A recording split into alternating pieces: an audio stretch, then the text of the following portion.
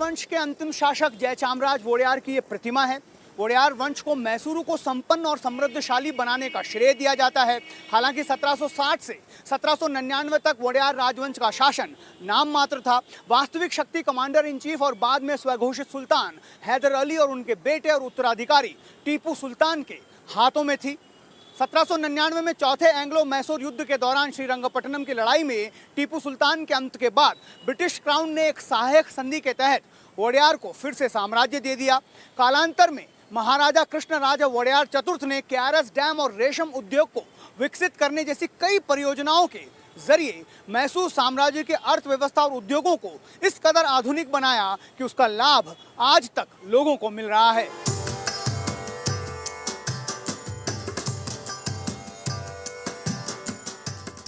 मैसूर में टूरिज्म की बात हो, डेवलपमेंट की बात हो या पॉलिटिक्स की, मैसूर रॉयल फैमिली के बिना ये सब अधूरा है।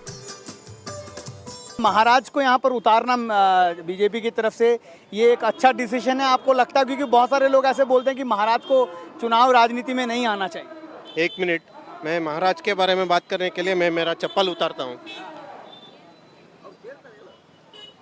हमारा संप्रदाय ये है कि मैसूर में जब भी हम महाराज जी के बारे में बात करते हैं, नंगे पैर में बात करते हैं, क्योंकि वो हमारा श्रद्धा का आस्था है। हमारा वो महाराज इधर सब मान्यता है। संस्कृत में एक श्लोक है कि राजा प्रत्यक्ष दैवतः।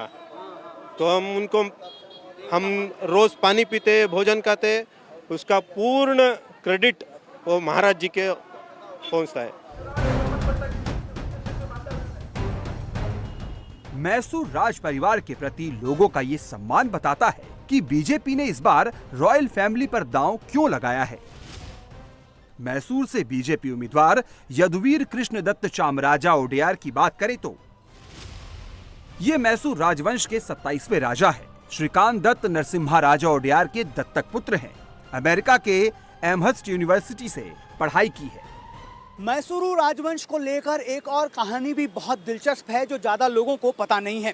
राजवंश से जुड़े लोग ऐसा मानते हैं कि वे एक शाप से अभिशप्त हैं। कहानी कुछ ऐसी है कि विजयनगर साम्राज्य पर जीत हासिल करने के बाद वोडेयार वंश के सैनिकों ने विजयनगर साम्राज्य के राजा तिरुमला की पत्नी अलमेलु अम्मा पर राजसी आभूषण देने का दबाव डाला। राजा के क्रोध और सैनिकों से बचने के लिए वो तलाकाड़ में कावेरी नदी में कूद गईं और एक भंवर में फंस गईं।